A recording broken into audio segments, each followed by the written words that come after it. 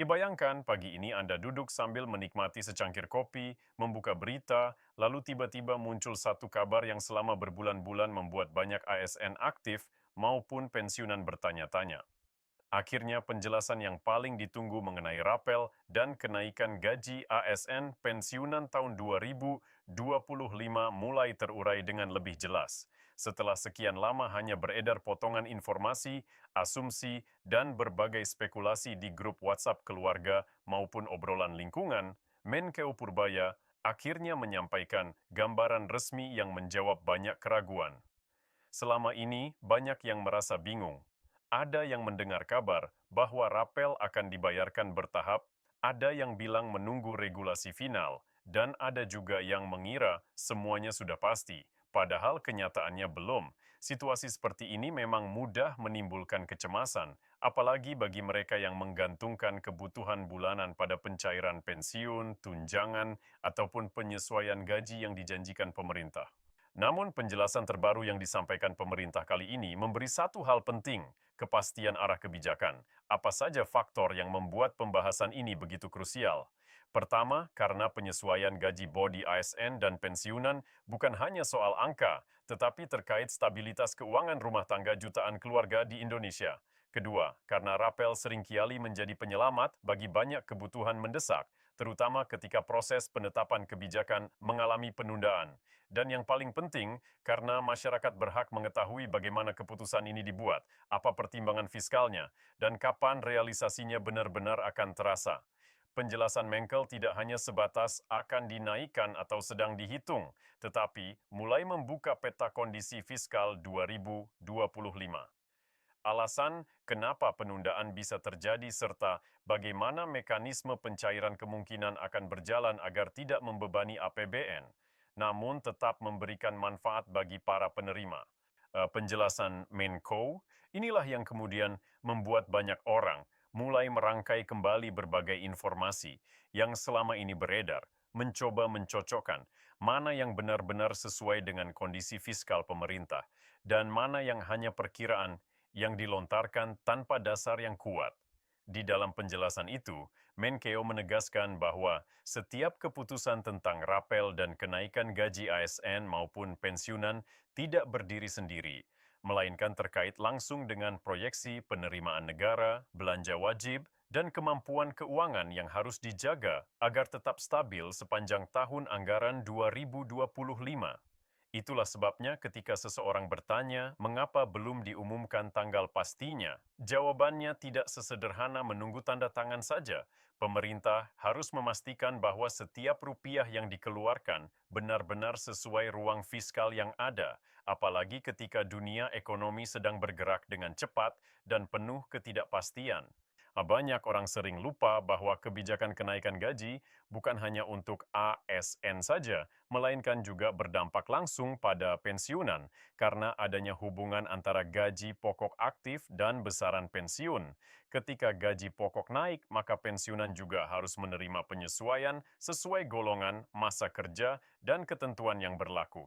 Dan disinilah letak kompleksitasnya.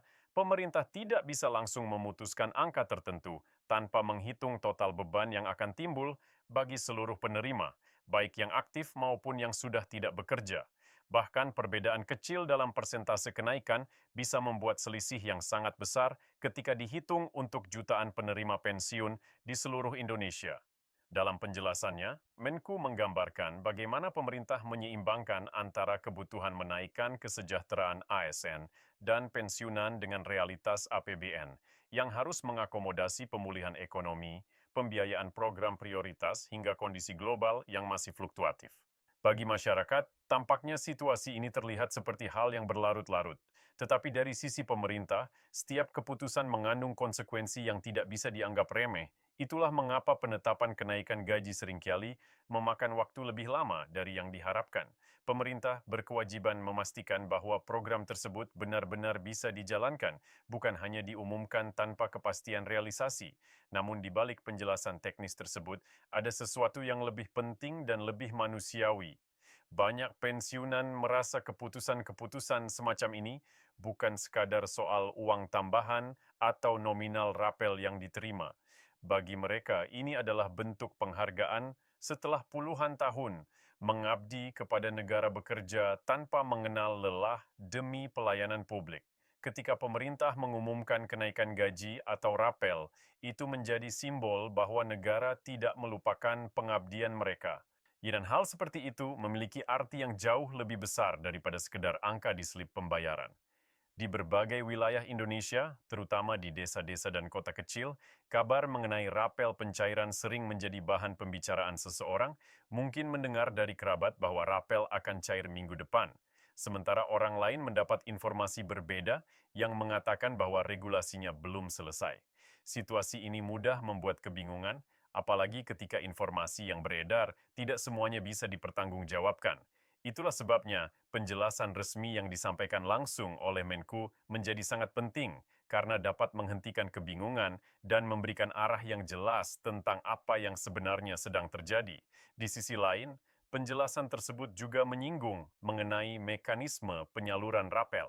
Banyak yang mungkin bertanya-tanya bagaimana proses pencairan dilakukan, siapa yang diprioritaskan, dan apakah akan ada perubahan sistem dari tahun-tahun sebelumnya.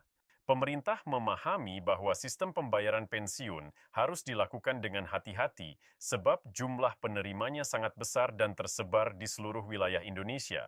Setiap kesalahan kecil dalam perhitungan dapat menyebabkan keterlambatan atau ketidaksesuaian nominal yang berdampak pada banyak orang. Oleh karena itu, koordinasi antara Kemenkeu, Taspen, dan instansi terkait selalu dilakukan secara intensif sebelum tanggal pencairan diumumkan.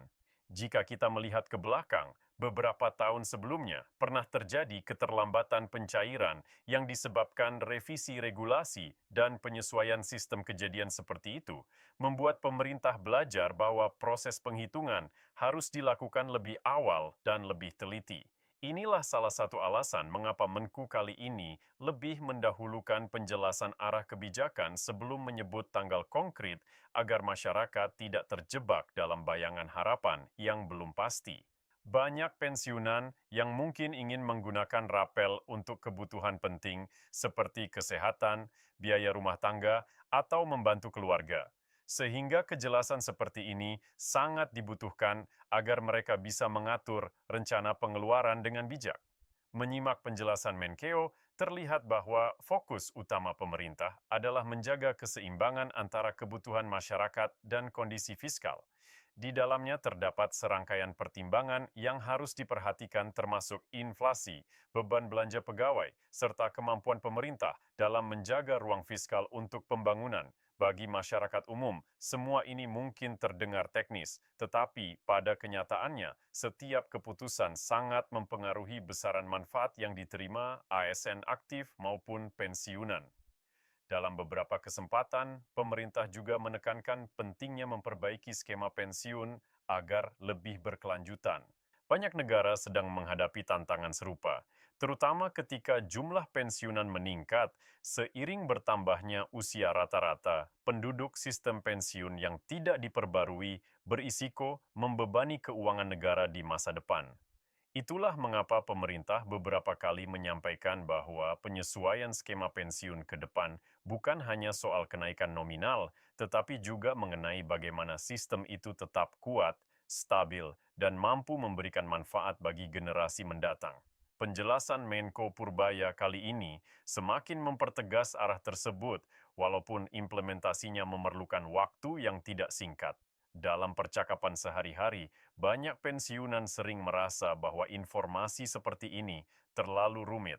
Namun, mereka tetap ingin memahami gambaran besar karena pada akhirnya kebijakan pemerintah sangat berkaitan dengan kesejahteraan pribadi mereka.